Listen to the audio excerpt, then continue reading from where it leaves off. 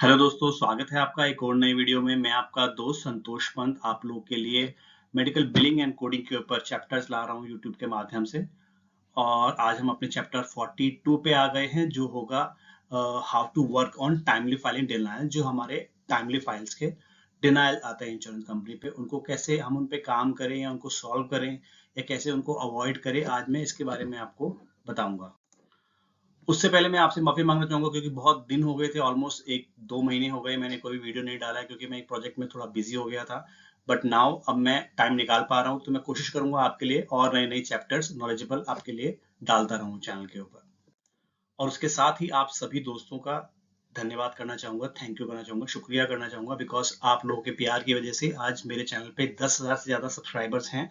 जो कि मैंने जब ये चैनल स्टार्ट किया था मैंने सोचा नहीं था, मैंने सोचा था शायद कुछ होंगे, 10-20-50 लोग होंगे जिन्हें मैं मेडिकल बिलिंग कोडिंग का कुछ अपनी नॉलेज शेयर करके कुछ बता पाऊंगा। लेकिन आप लोगों को बहुत अच्छा शायद इससे फायदा मिल रहा है, आपको अच्छा सपोर्ट मिल रहा है इन वीडियो से, इसलिए आप लोग ज्यादा से ज्यादा आप इसको वीडियोस को देख रहे हैं, अपने फ्रेंड्स के साथ शेयर कर रहे हैं। तो आगे भी इसको कंटिन्यू रखिएगा प्लीज। और अब हम चलते हैं अपने चैप्टर के ऊपर। ओके, तो पहले समझ लेते हैं what are timely filing denial. Timely filing के डिनायल्स होते क्या हैं? If the insurance company does not receive a claim within a prescribed timely filing limit, the claims get denied for TFL and denial code issue CO29। तो इस topic के ऊपर मुझे काफी कमेंट्स आ रहे थे, ईमेल आ रहे थे दोस्तों के कि टाइमली फाइलिंग के डिनायल के ऊपर आप अब वीडियो बनाओ एक। तो मैं इसलिए आपके लिए वीडियो बना के बताना चाहता हूँ कि टीएफएल क्या होता है। जब एक इंश्योरेंस कंपनी को विद इन टाइमली लिमिट, हर एक इंश्योरेंस कंपनी की एक टाइमली लिमिट होती है कि इतने दिनों के अंदर या इतने मंथ्स के अंदर उन्हें वह क्लेम मिल जाना चाहिए। अगर वह नहीं मिलता है तो वह उस क्लेम को डिनाई कर देते हैं, वो उसको पेयर को नहीं पे करते हैं डॉक्टर को, ये कहकर कि आपने ये टाइम क्लेम बहुत लेट भेजा है। दैट मीन्स कि आपकी क्लेम की टाइमली फाइलिंग लिमिट ओवर हो चुकी है। और एक डिनाइल कोड जो इसमें इशू होता है वो होता है CO29। The time limit could be either 30 days, 90 days or 365 days or 1 year depending on the insurance। That means कि अलग अलग इंश्योरेंस कंपनी के अलग अलग टाइमली फाइलिंग होती है। कमर्शियल इंश्योरेंस की थोड़ी टाइमली फाइलिंग कम होती है, वो चाहते हैं उनका क्लेम जल्दी मिल जाए। और गवर्नमेंट की इंश्योरेंस जैसे मेडिकेयर, मेडिकेड, ये जो इंश्योरेंस है इनका 365 या हम कह सकते हैं 1 साल की टाइमली फाइलिंग होती है। तो वह 1 साल तक भी वेट कर लेते हैं क्लेम का और पे कर देते हैं अगर हम 1 साल के अंदर बिल करते हैं। लेकिन जो कमर्शियल इंश्योरेंसेज हैं वो बहुत स्ट्रिक्ट हैं। कुछ इंश्योरेंस कंपनी, ज्यादातर जहां तक मैंने देखा है, 90 डेज उनकी टाइमली फाइलिंग लिमिट होती है डेट ऑफ सर्विस से, और या 180 डेज होती है, बट यूजुअली इससे कम नहीं होती है। शायद अगर आप किसी इंश्योरेंस का नाम जानते हैं जो 30 डेज इसकी टाइमली फाइलिंग लिमिट हो तो आप मुझे वो कमेंट में बताना। The time limit starts from the date of service and not from the day you build the claim। That means कि टाइमली फाइलिंग की लिमिट स्टार्ट होती है कि वह सर्विस कब परफॉर्म हुई थी। डेट ऑफ सर्विस, जो हमारे दोस्त इस प्रोसेस में काम कर रहे हैं उन्हें पता होगा डेट ऑफ सर्विस क्या होती है। जिस डेट को सर्विस दी गई, जिस डेट में कोई पेशेंट का टेस्ट हुआ या प्रोसीजर हुआ, सर्जरी हुई या डॉक्टर ने कंसल्ट किया, उसको डेट ऑफ सर्विस कहते हैं। तो डेट ऑफ सर्विस से काउंट होती है टाइमली फाइलिंग लिमिट, ना कि उस डेट से जिस दिन आपने क्लेम फाइल किया है। क्योंकि हो सकता है कि आप क्लेम, यूजुअली हम लेट ही फाइल करते हैं, जब सर्विस हो जाती है उसके नेक्स्ट डे करते हैं, या कई बार एनकाउंटर हमारे पास लेट आते हैं, तो यूजुअली क्लेम लेट ही फाइल होते हैं। तो उससे उन्हें इंश्योरेंस कंपनी को कोई मतलब नहीं है, उन्हें मतलब है डेट ऑफ सर्विस से। डेट ऑफ सर्विस से वो अपना टाइम काउंट करते हैं, 30, 60, 90, 120, 180 या 1 ईयर, उस डेट ऑफ सर्विस से काउंट करते हैं वो।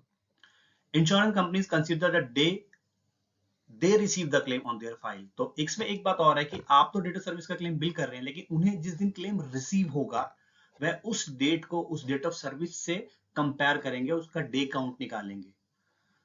दैट मीन्स कि डेट ऑफ सर्विस आपने एक फाइल कर दिया। इंश्योरेंस कंपनी को ऐसा नहीं कि आपने जो आपकी डेट ऑफ सर्विस है या आपने जिस को क्लेम फाइल किया है उसी दिन मिल जाए। हो सकता है क्लेम इलेक्ट्रॉनिकली जाने में भी 1-2 दिन लग सकते हैं कई बार, और पेपर क्लेम तो काफी लेट पहुंचता है। तो जिस दिन क्लेम रिसीव होगा इंश्योरेंस कंपनी को, उस डेट से वह काउंट करेगा, डेट ऑफ सर्विस को देखेगा उस डेट पे और काउंट करेगा अपनी टीएफएल की लिमिट। तो चलिए एक एग्जांपल के माध्यम से मैं आपको कोशिश करता हूं समझाने की कि टीएफएल कैसे काउंट होती है। You build a claim for date of service 1 January on 10 January. That means कि डेट ऑफ सर्विस 1 जनवरी थी और आपने वो क्लेम फाइल किया 10 जनवरी को to UHC, UnitedHealthcare, एक इंश्योरेंस कंपनी है कमर्शियल जिसकी 90 डेज टाइमली फाइलिंग होती है। So the insurance company should receive the claim by 1st April. That means जो डेट ऑफ सर्विस 1 जनवरी है, जो आपने 10 तारीख को फाइल किया है, वह क्लेम 1 अप्रैल, जो कि 90 डेज खत्म हो रहे हैं 1 अप्रैल को, 1 अप्रैल से पहले पहुंच जाना चाहिए इंश्योरेंस कंपनी को। वो अगर 1 अप्रैल के बाद पहुंचता है या 1 अप्रैल को भी पहुंचता है तो यह क्लेम आपके रिजेक्ट हो जाएगा, डिनाई हो जाएगा। एक्चुअली यह सीओ बोल के कि सीओ 29 टाइमली फाइलिंग बीट नहीं हुई, आपके 90 दिनों के अंदर आपको फाइल करना चाहिए था। तो ये एक एग्जांपल है, इसके माध्यम से हम समझ सकते हैं कि कैसे डिनाइल हमारे टीएफएल की लिमिट काउंट होती है। डेट ऑफ बिलिंग से नहीं होती है, डेट ऑफ सर्विस से होती है।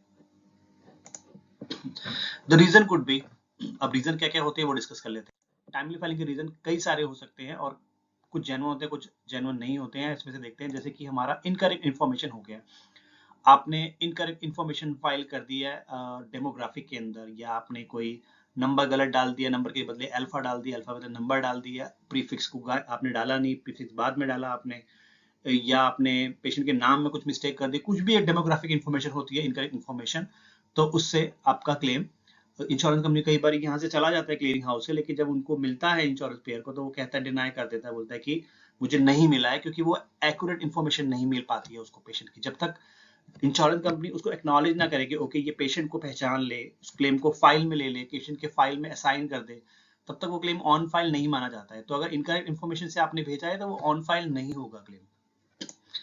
मिसराउटेड क्लेम्स, दैट मींस कि आपको भेजना किसी और पेयर को था, आपने किसी और को भेज दिया, तो वो रिसीव तो हो जाएगा इंश्योरेंस कंपनी, लेकिन रिसीव होने के बाद वो कहेगा कि ये क्लेम मुझे नहीं फाइल करना था, किसी और इंश्योरेंस को फाइल करना था।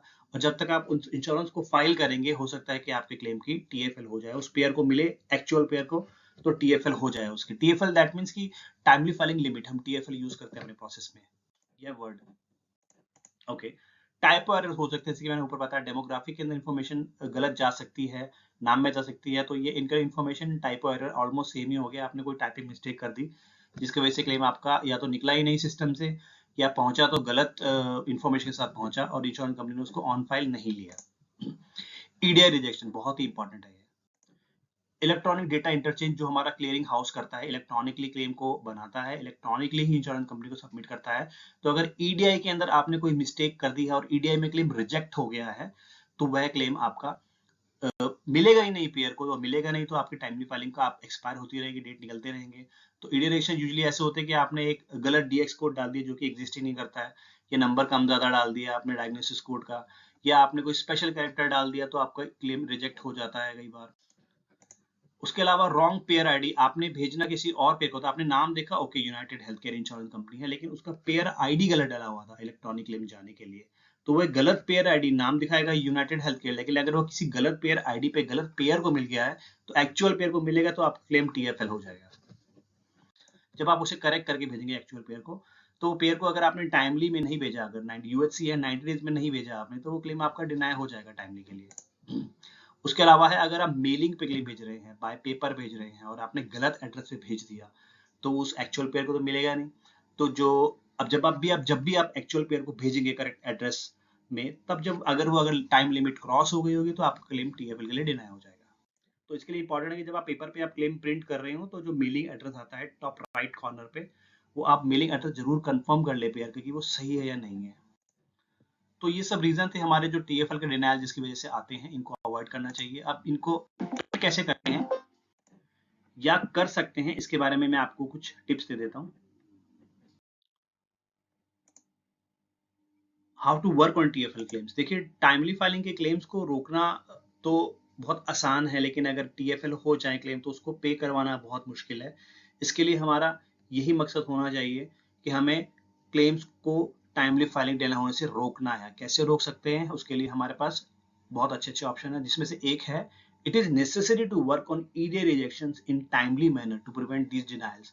ज्यादातर क्योंकि हमारे क्लेम्स आज की डेट में इलेक्ट्रॉनिकली ज्यादा जाते हैं, तो हमको इलेक्ट्रॉनिक क्लेम्स के जो रिजेक्शंस आते हैं, ईडीआई रिजेक्शंस आते हैं, उनके ऊपर टाइमली मैनर पे काम करना है हमको, उनको डेली काम करना है, उनके अंदर जो भी प्रॉब्लम है उनको सॉल्व करके रिलीज करना है, रिफाइल करना है, कि पेयर को क्लेम जल्दी से मिल जाए। क्योंकि अगर ये रिजेक्शन पड़े रहेंगे हमारे, तो पेयर को क्लेम कभी मिलेंगे ही नहीं, क्योंकि वो आपके सिस्टम में अभी रुके हुए हैं, क्योंकि उसके अंदर माइनर मिस्टेक्स हैं।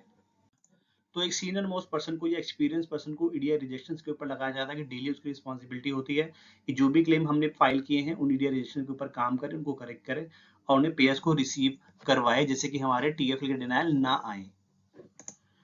उसके अलावा no response aging claim should be worked in a timely fashion. Okay, तो जब हम क्लेम को जो कुछ टाइम हो जाता है, हम उसको कहते हैं एजिंग। एजिंग की बकेट्स होती हैं, usually 30 days, 60 days, 90 days. That means कि आपने जब क्लेम फाइल किया था उस फाइल डेट से आपके क्लेम्स को कितने दिन हो चुके हैं। तो यूजुअली हमें जो एजिंग बकेट होती है, न्यूएस्ट एजिंग बकेट होती है, यूजुअली हम 30 डेज की एजिंग बकेट पे काम करते हैं। तो क्लेम को जैसे ही 31वां दिन होता है, हम उसके ऊपर फॉलो अप करते हैं कि ये पेयर को क्लेम मिला है या नहीं मिला है। अगर डिनायल आ गया है, दैट मींस कि ये ओके, पेयर को मिल गया होगा तभी डिनायल आया है। बट अगर क्लेम्स के ऊपर कोई रिस्पॉन्स ही नहीं आया, दैट मीन्स कि हो सकता है, चांसेस हैं कि पेयर को क्लेम ना मिला हो। तो उस स्टेज पे भी अगर हम 30 डेज, 31 डेज पे, या बेहतर ये है कि आप 15 दिन के बाद ही आप पेयर से कंफर्म कर लें कि उनको क्लेम मिला है या नहीं मिला है।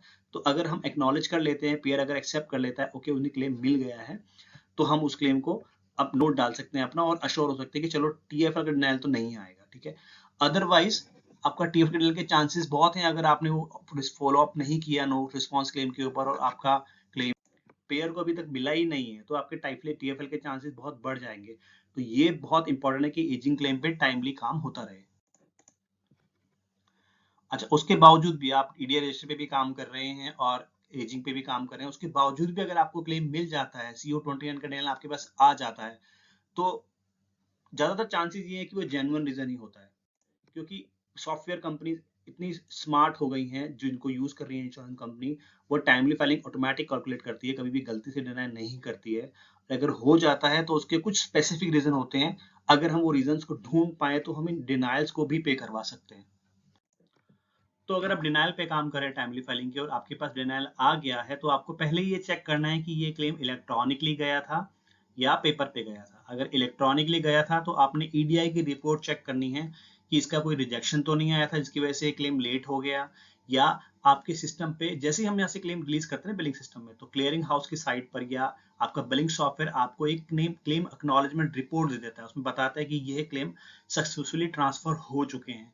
तो अगर वो ट्रांसफर जिस डेट को हुए हैं, जो हमारा ईडीआई रिपोर्ट कह रहा है इलेक्ट्रॉनिक क्लेम्स का कि इस डेट को ट्रांसफर हो गए हैं, और अगर वो डेट आपकी टाइमली फाइलिंग के अंदर आती है, तो आप उसको as a proof of timely filing use कर सकते हैं और अपने क्लेम के साथ अपील कर सकते हैं कि देखिए हमारा सॉफ्टवेयर कह रहा है ये कि ये क्लेम हमने टाइम पे फाइल किया था, आई डोंट नो आपको क्यों नहीं मिला, क्योंकि आपके सिस्टम का डिले हो सकता है। इस तरह का एक अपील बनेगा और आप ये अपील पे करवाएंगे। अगर आपका जेन्युइन रीजन माना जाएगा तो आपका क्लेम पे हो जाएगा, अपील एक्सेप्ट हो जाएगी।